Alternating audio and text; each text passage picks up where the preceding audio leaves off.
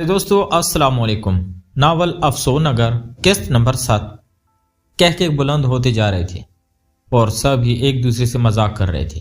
اپنے بچوں کو اس قدر خوش دیکھ کر دادی انجم کا دل بھی شاد تھا، نہیں اپنے دونوں بیٹوں کو اس قدر خوش دیکھ کر اپنی زندگی کی تمام خواہشات کی تکمیل ہوتی محسوس ہوتی تھی۔ ایک ماں کے لیے اس کی سگی اولاد سے بڑھ کر کون سی خوشی ہو سکتی تھی۔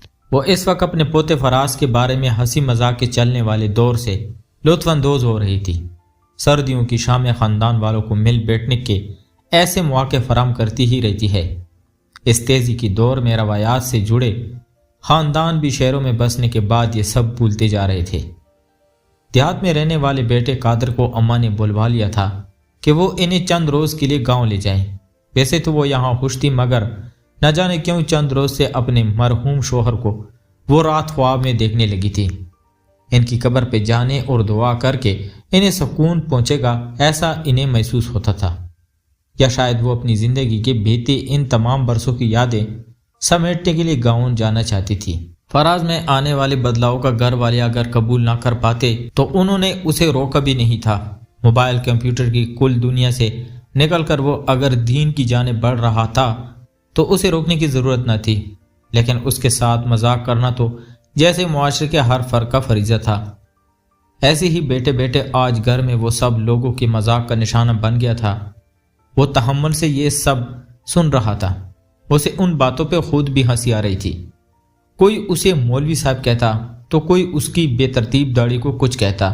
زریان کی وجہ سے سب باتیں ٹھیک ہیں، بھائی صاحب صبح نماز نہیں پڑھتا، قدیر نے اپنے بھتیجے کے جیسے شکایت کی تھی بھائی کو، جو فراز کی طرف داری کر رہے تھے۔ حیات اپنے تایا کے قریب اس قدر موب بیٹی تھی جیسے ارمش کے بجائے وہ ان کی بہو بننے جا رہی تھی، جبکہ ارمش سب سے الگ تلگ اپنے ہاتھوں میں موجود چائے کے کپ کو خالی ہونے کے باوجود بھی گوری رہی تھی۔ اسے اس ہنسی مذاق کے ماحول میں نہ جانے کیوں ایسا لگ رہا تھا جیسے اس کمرے کی باہر بلائیں باہیں پھیلاتے ہوئی کڑی ہیں، یہاں سے نکلنے والا کوئی بھی فرد ان کی ضد سے بچ کر نہیں جا سکے گا۔ وہ سب کو خاموش ہو جانے کا کہنا چاہتی تھی، سب کو منع کرنا چاہتی تھی، لیکن اس کی بات کی سنجیدگی سے لے گا بھی کون؟ قدیر چچا اب فراز پڑھ رہا ہے نا، اور ویسے بھی دادی بتاتی رہتی ہے آپ اور ابا جی نے تو نماز شادی کے بعد شروع کی تھی۔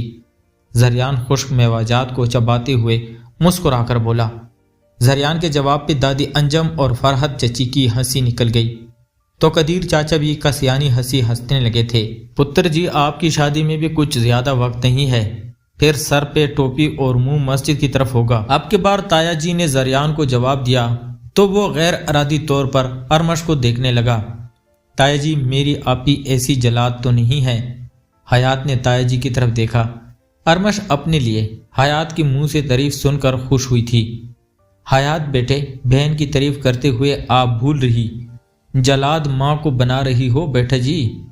تایا جی نے جیسے حیات کو مشکل میں ڈال دیا تھا۔ حیات اماں نے مصنوعی انداز میں ناراض ہوتے ہوئے حیات کو دیکھا تو حیات نے مدد طلب نظروں سے ابا کو دیکھا۔ ابا دیکھیں تایا جی نے مجھے پسا دیا، حیات بچوں کی طرح ناراض ہوتے ہوئے بولی۔ اس سب بحث و تکرار میں ارمش کے چہرے پہ بھی مسکراہٹ آئی تھی۔ حیات کیسے سب کے دلوں میں گھر کر لیتی ہے، کاش گفتگو کا یہ فن اسے بھی آتا۔ وہ چپ چاپ رہ کر جیسے اچھے جملے ادا کرنا ہی بھول گئی تھی۔ ارمش کو اپنی جانب دیکھتے ہوئے زریان کی نظریں محسوس ہوئی تو وہ خود میں ہی سمٹی چلی گئی۔ اماں جی ادھر حویلی میں اکیلی کیسے رہیں گی؟ کیوں نہ آپ اور زریان چھٹی والے روز آ جانا گاؤں۔ وہاں کون؟ حویلی میں؟ ماں کو سمجھانے کی کوشش کی ہی تھی قادر نے کہ اماں بڑک اٹھی۔ رہنے دیں، مجھے میرے ہی گھر تیری اجازت سے جانا ہوگا۔ اماں میرا وہ مطلب نہیں تھا۔ قادر نے بھائی کی طرف مدد مانگنے کی غرض سے دیکھا تو چھوٹا بھائی مسکرا کر آ گیا۔ اس عمر میں اماں کی خواہشات کو کوئی دلیل کیسے رد کر سکتی تھی؟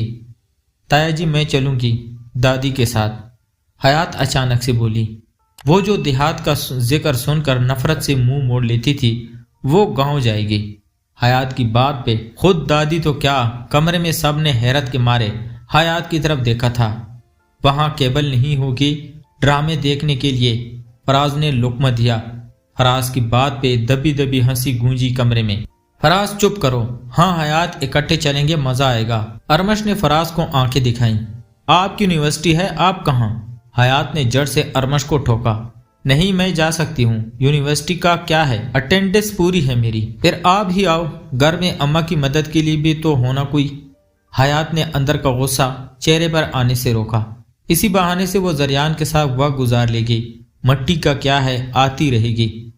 जरियान ने अरमश को घूरा था, मगर वो कब जरियान को देख रही थी। वो गांव चली गई तो उसके यहाँ रुकने का मतलब पागल कहीं की। दिल ही दिल में जरियान बोला, नहीं कोई मसला नहीं, तुम चली जाओ। मुझे अब याद आया कि माहीन की शादी में मुझे तो उधर जाना है। अरमश कुछ सोचते हुए बोली थी, एक तो इसकी सहेली की शादियां, ये बूढ़ी हो जाएगी। दादी ने मुंह छड़ाया। अम्मा बस अगले साल में कर देंगे। अरमश और जरियान की भी। कादर ने अम्मा की बात सुनी तो जल्दी से रिश्ते की बात ले बैठी। ताया जान के मुंह से निकलने वाले अल्फाज तो जैसे तीर बनकर उतर गए थे हयात के दिल में। वहीं अरमश के चेहरे पर हवायां उड़ने लगी थीं। अरमश का चेहरा शर्म से झुक गया था। मैं चाय लाती हूँ। अरमश चाय के बहाने बाहर चली गई। ढलते हुए सूरज की हल्की नरम सी धूप में बैठी अरमश अपने नाखूनों को नील पेंट से सजा रही थी। सर्दी की शाम में हल्की सी ठंडक में धूप कितनी बड़ी लग रही थी। अरे ये क्या बादल! अचानक से उस पे धूप का आना बंद हो गई थी। अरमश ने सर उठाकर देखा तो सामने जरियान खड़ा था। हाथ से नील पालिश गिरते गिरते बची। जरियान को इतने करीब देखकर अरमश के दिल की धड़कन बेतरतीब हुई। आप, कोई काम है? अरमश ने दुपट्टा ठीक करते हुए कहा। हाँ काम है, शादी। जरियान संजीदगी से बोला। वो अरमश की एक एक हरकत पे नजर रखे हुए था। इसकी नजरों में हवस का शायबा न था। वो तो अरमश से बात की गर्ज से यहाँ आ गया था। शादी किसकी? अरमश को समझ नहीं आई थी कि वो क्या बोल रहा है। हमारी? जरियान अरमश के करीब बैठते हुए बोला। जरियान की आंखों में सुर्खी दिखाई दे रही थी। इतनी सर्दी के बावजूद वो एक सादा सी शर्ट पहन रखी थी। जरियान ने उससे आगे अरमश से कुछ कहा ना गया। झुकी नजरें, गालों पे सुर्खी, शर्माती आंखें और अंदाज में झिझक। अरमश के लिए मजीद इस जगह बैठना मुश्किल हो रहा था, लेकिन उठने का दिल भी नहीं था। अरे शर्मा रही, वैसे चचा कह रहे थे मैं ही आपको शादी में लेकर जाऊंगा और वापसी भी। जरियान की मुस्कुराहट बदली बदली सी थी। वह अरमश के चेहरे को जिस शिद्दत से देख रहा था, उस देखने की तपश सूरज से भी ज्यादा तेज थी। जी नहीं, मैं चली जाऊंगी। अरमश का दिल तो जरियान के साथ जाने को ही था, लेकिन इस वक्त से उस पर कोई बातें बन सकती थी। चली तो जाएंगी, अपने बाबा का हुक्म नहीं मानेंगी। जरियान कितने तेज हैं, कैसे हर बात अब्बा से मंसूब करके करते हैं। अरमश को गुस्सा आया था। दादी नहीं है तो घर बहुत सुनसान सा है ना। जरियान ने बात बदली। दादी? हयात? ये पहली शरारत थी अरमश की। हैरत से जरियान ने अरमश को देखा। क्या कहा? जैसे वो सुन ना सका था। वो कुछ नहीं, बस ऐसे ही मजाक किया। बोलने के बाद अरमश को लगा था शायद जरियान नाराज ना हो जाए। आपको लगता है मैं हयात को मिस करूंगा? जरियान ने अरमश के हाथ से नील पालिश लेते हुए कहा। जरियान के हाथ सर्द मौसम में भी कितने गर्म थे। ये बात अरमश के लिए अजीब सी थी। ना, नहीं, वो मैं बस मजाक कर रही थी, अरमश ने डरते हुए कहा। घबराने की कोई बात नहीं। जरियान अब कुछ नॉर्मल सा हुआ था। आप तैयार हो लो, मैं जैकेट। इशारे से जरियान ने बताया कि वो सर्दी महसूस कर रहा है। जी ठीक है। जरियान के ठीक से बात करने पर अरमश की सांस बहाल हो गई थी। अरमश जरियान के साथ शादी पे जाएगी। वो ये सोच कर कितनी खुश थी। उसे याद भी नहीं रहा था कि उसे जरियान ने तैयार होने को कहा है। वो अगले 5 मिनट में ख्याल में डूबी हुई वहीं बैठी रह गई। वो मजीद कितनी ही देर यूं बैठी रहती अगर उसकी गोद में मौजूद मोबाइल पर वाइब्रेशन ना होती। पैगाम उसके दोस्त की तरफ से आया था। उसे घर से जल्दी आने को कहा गया था। अरमश अपने इस पागलपन पे मुस्कुरा उठी। वो अब तक जरियान की राह देख रही थी, जहां वो पहले बहुत देर से गया था। वो जल्दी ही उठकर अंदर चली गई। उसे तैयार होने में बस 15 मिनट लगे थे। इसने आम लड़कियों की तरह ढेरों मेकअप नहीं थोपा था। हल्की गुलाबी रंग के जोड़े में दुपट्टा अच्छे से सेट किए वो तैयार खड़ी थी। बस यही उसकी तैयारी थी। आप तैयार नहीं हुई? जरियान सीढ़ियां उतरते हुए अरमश को ही देख रहा था। वो अपनी कमीज के बाजू के बटन बांधते हुए नीचे आ रहा था। زریان نے گاڑی نیلے رنگ کے کپڑے پہنے ہوئے تھے اور کندھوں پہ گرم چادر تھی۔ وہ ڈراموں میں موجود کسی وڈیرے جیسا لگ رہا تھا۔ جی میں بس تیار ہوں، 1 منٹ مجھے بریسلٹ پہننا ہے، میں بس وہ پہن لوں۔ ارمش کے ہاتھ کبھی خالی نہیں رہتے تھے۔ وہ برائے نام میک اپ بھی نہیں کرتی تھی اور نہ ہی کوئی خاص جیولری، لیکن انگلیاں کبھی رنگ کے بغیر اور کلائی کبھی بریسلٹ کے بغیر نہیں ہوتی۔ میں پہنا دوں؟ زریان نے یہ فرمائش یوں اچانک سی کی تھی۔ ارمش اس کے لیے بالکل بھی تیار نہ تھی۔ وہ زریان کب کیا بول دے۔ اب نام جیسے طوفان برپا کرنے والا زریان ارمش کے چہرے کو بغور دیکھ رہا تھا۔ اس نے ہاتھ بھی بڑھا دیا تھا۔ جی وہ ارمش کوئی جواب نہیں دے سکتی تھی۔ وہ حیران ہکا بکا بس اسے دیکھ رہی تھی۔ ہاں یا نہ ارمش؟ زریان مسکرایا۔ وہ ارمش کا نام لے کر اس سے بات کر رہا تھا، لیکن گھر والے نہ جانے کہاں تھے۔ کوئی آج نہیں دیکھ کیوں نہیں رہا؟ ارمش دل ہی دل میں کسی کے آنے کی دعا کر رہی تھی، تو وہیں اس کے دل پہ یہ خواہش بھی تھی کہ زریان اکیلی میں نہیں، ایسے سب کے سامنے بھی اپنی چاہت کا اظہار کرتا۔ وہ اب بھی خاموش تھی۔ دل تھا کہ ہاں کر دوں، لیکن ساتھ کچھ تھا جو اسے روک رہا تھا۔ وہ بس ہاتھ میں بریسلٹ پکڑے زریان کو دیکھ رہی تھی۔ زریان نے ہاتھ سے بریسلٹ لے کر ارمش کے ہاتھ کو چھوئے بنا اس کی کلائی میں بریسلٹ پہنا دیا تھا۔ وہ بجلی کی سی تیزی میں یہ سب کر گزرا تھا۔ ایسے کیسے ہو سکتا تھا؟ وہ اس قدر بے باک ہے، اس کا اندازہ ارمش کو کبھی نہ ہوا تھا۔ چلیں، اس سے پہلے کہ ارمش کھڑے کھڑے سوچوں میں ہی رات گزار دیتی، زریان نے سوال کیا۔ ارمش بنا کوئی جواب دیے اس کے پیچھے چل دیے۔ بے شک ارمش کا دل چاہتا تھا کہ وہ اسے پہنائے، لیکن یوں اس طرح۔ اس کا دل بے چین ہوا تھا، دل اسے کسی غلطی سے خبردار کر رہا تھا۔ آپ فنکشن کے بعد مجھے کال کر دینا، میں لینے آ جاؤں گا۔ زریان نے گاڑی میں بیٹھنے کے بعد سے اب پہلی بار بات کی تھی۔ وہ اس خاموشی کو توڑنے کی کوششیں کر رہا تھا جو اس کے بریسلٹ پہننے کے بعد ان دونوں کے درمیان آ گئی تھی۔ میرے پاس آپ کا نمبر نہیں، ارمش نے ہاتھ میں پہنے بریسلٹ سے نظریں ہٹاتے ہوئے جواب دیا۔ ہے نمبر نہیں؟ کمال کرتی ہو قسم سے۔ نہیں تک کروں گا کال کر کے، سستے ڈراموں کے عاشقوں کی طرح۔ زریان خود اپنی ہی کئی بات پر ہنسا تھا۔ وہ بے چینی محسوس کر رہا تھا۔ اسے علم تھا کہ ارمش نے اس حرکت پہ احتجاج نہیں کیا، مگر وہ خوش بھی نہیں ہوئی، یا شاید اسی جلدی بازی نے ارمش کا موڈ خراب کیا تھا۔ نہیں، میرا وہ مطلب نہیں تھا، کبھی ضرورت نہیں پڑی، اس لیے نمبر بھی نہیں ہے۔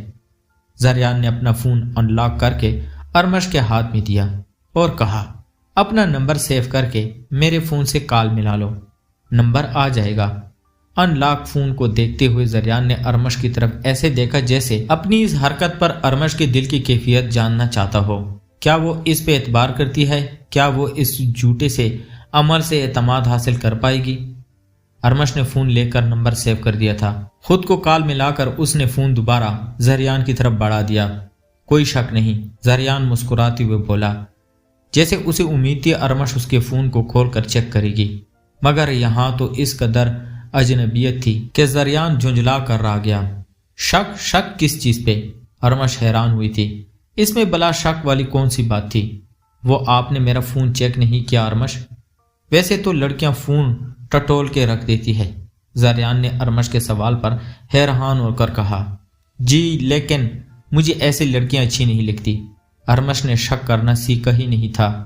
وہ صاف ستھرے انداز سے سوچنے والی تھی۔ اگر میں کہوں کہ آپ کا ایسا کرنا مجھے اچھا لگتا، زریان نے نظر ڈالی ارمش پہ۔ وہ ارمش میں توقع رکھتا تھا کہ اب تو وہ زریان کو بھی اپنے اس ہونے والے رشتے کی وجہ سے اسے نٹ کٹ انداز میں تنگ کرے۔ جی تو پھر دے دیں، میں چیک کر لیتی ہوں۔ ارمش نے اپنا ہاتھ آگے بڑھایا۔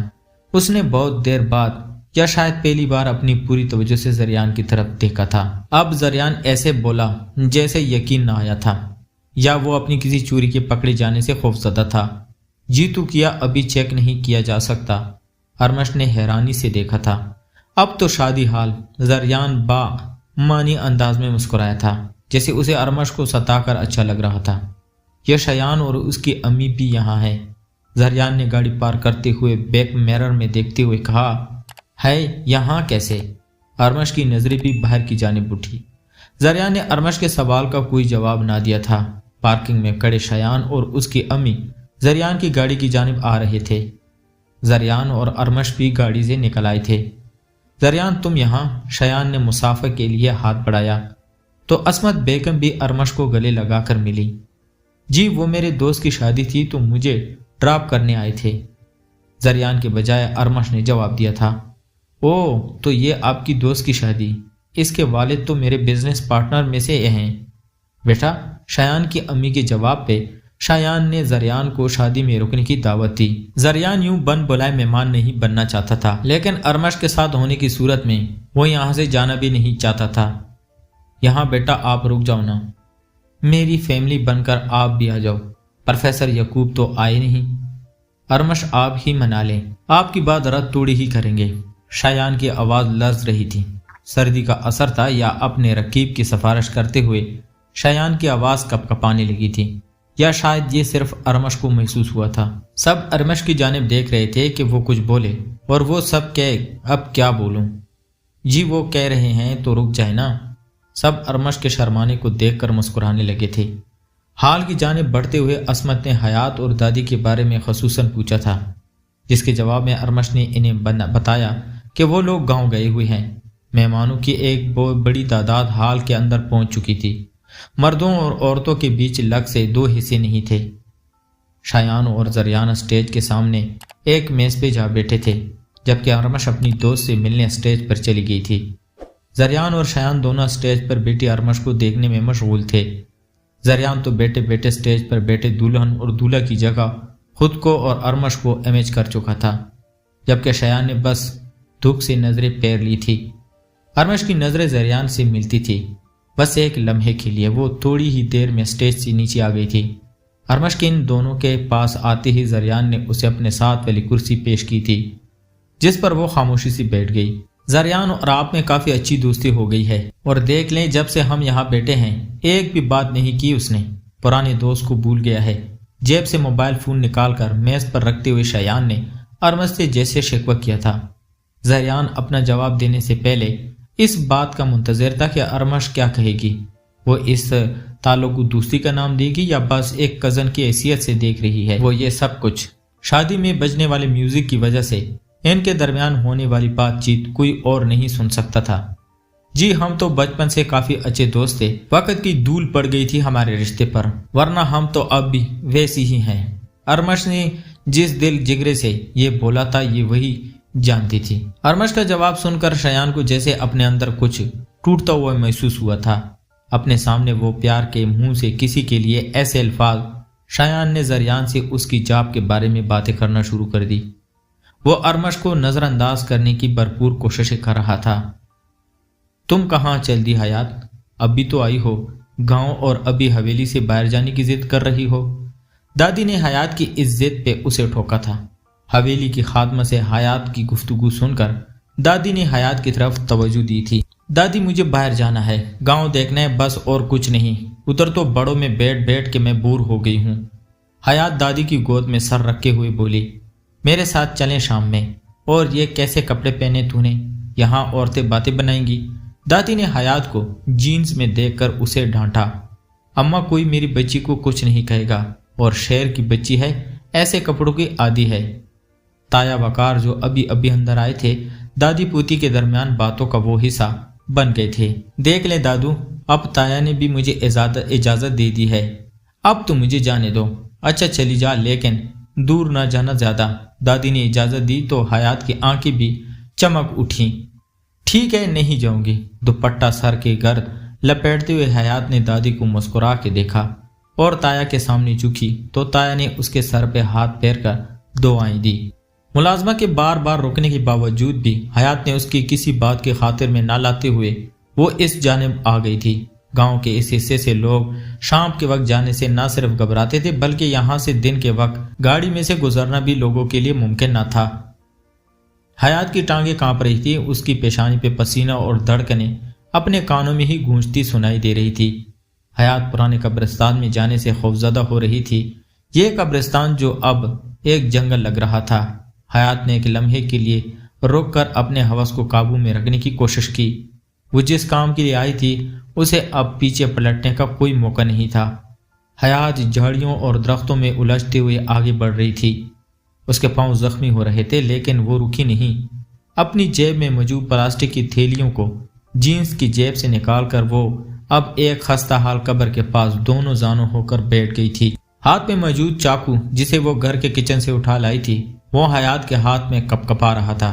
کسی کی آخری ارمگاہ کو یوں کھودنے کے لیے وہ کتنی گناہگار ہوگی۔ گناہ تو وہ ہے جو گھر والے کر رہے ہیں۔ دل توڑ کر حیات نے اپنے آپ کو سمجھایا تھا۔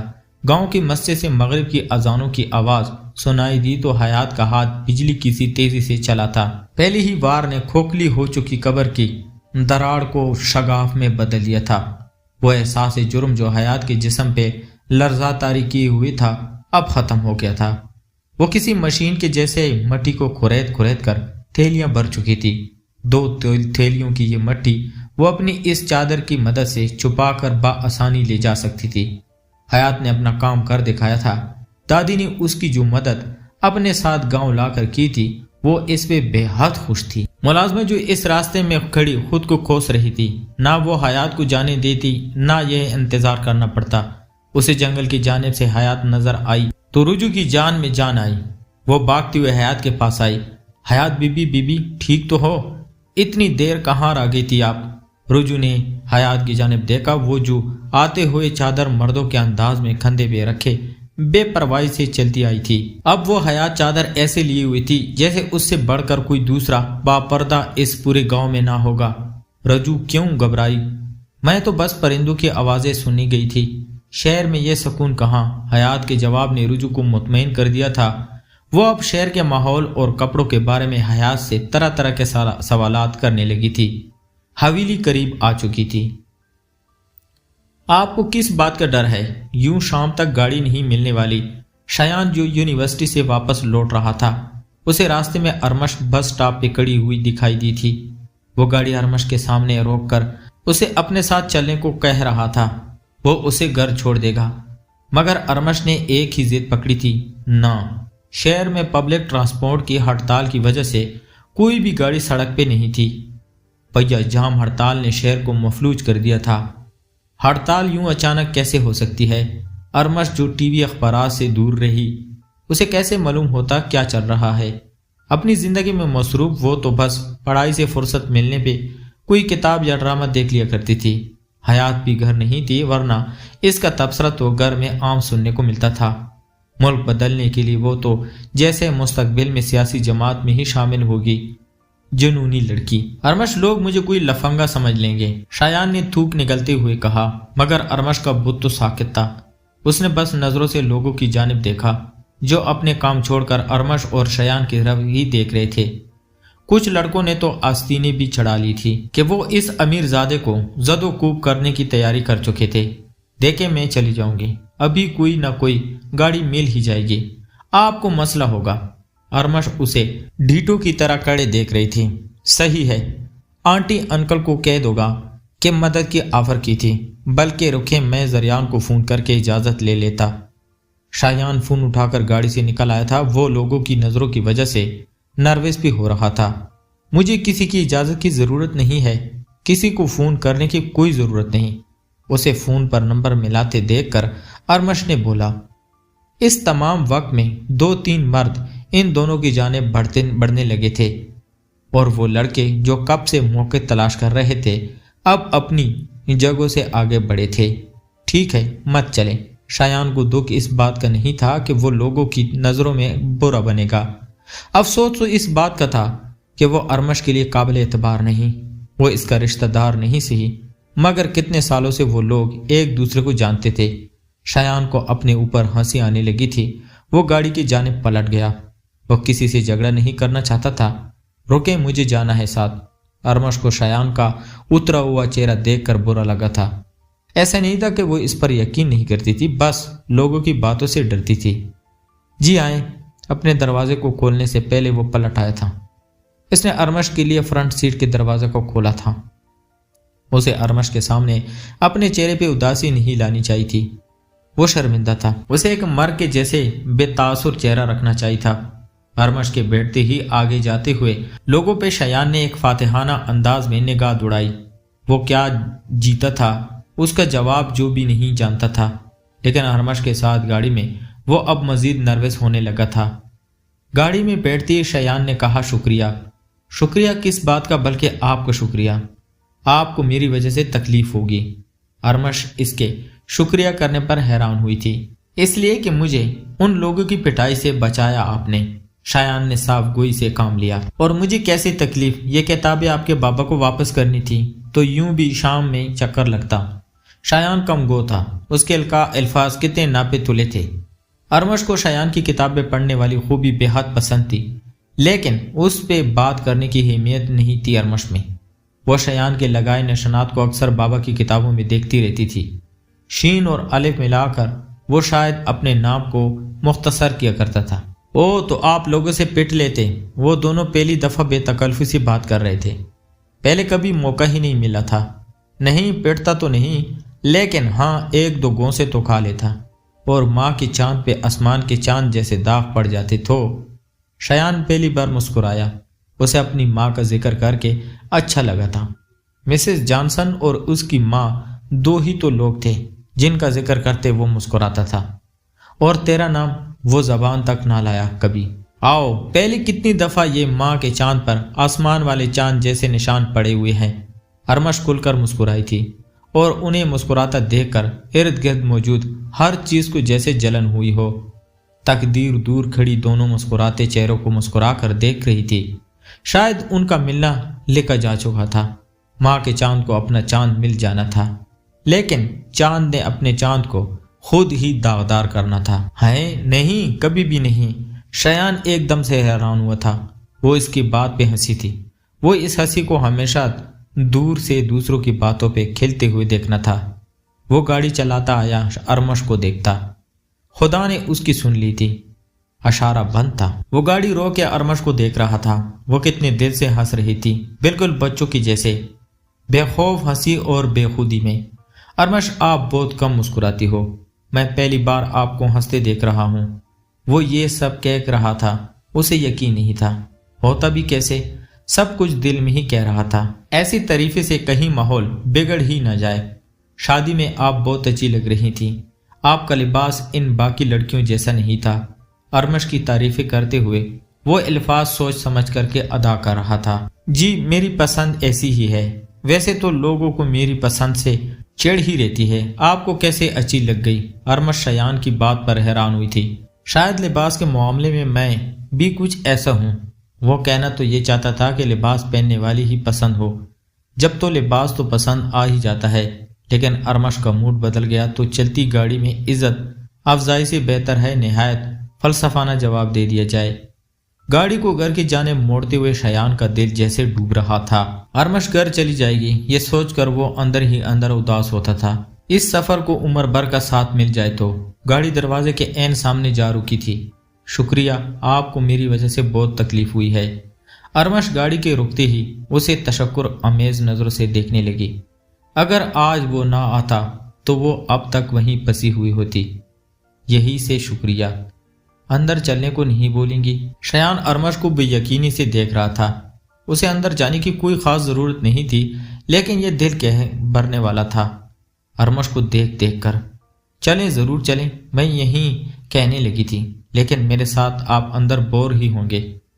وہ اسے اندر چلنے کی دعوت دینے ہی لگی تھی، اس سے پہلے کہ وہ خود ہی بول پڑا تھا۔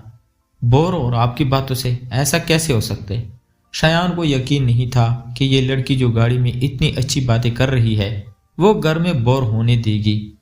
ابھی تو نہیں، پھر کبھی۔ یہ کتابیں آپ کے بابا کی، شایان نے کتابیں دیتے ہوئے کہا۔ وہ اگر اسے خالی ہاتھ گئی تو نہ جانے کتنے سوال اٹھیں گے۔ بس وہ یہ کتابیں دے کر اسے مشکل سے بچا سکتا تھا۔ آپ خود آ جائیں، ابا بھی ابھی گھر پہ ہی ہوں گے۔ ارمش گاڑی سے نکلتی ہوئی بولی۔ شایان اب کے بار انکار نہ کر سکا تھا۔ وہ کتابیں اٹھائے ارمش سے چند قدم پیچھے آ رہا تھا۔ پیارے دوستوں، کہانی جاری ہے، اس کا اگلا پارٹ نیکسٹ ویڈیو میں دیا جائے گا۔ تب تک اپنا ڈھیر سارا خیال رکھیے گا۔ خدا حافظ۔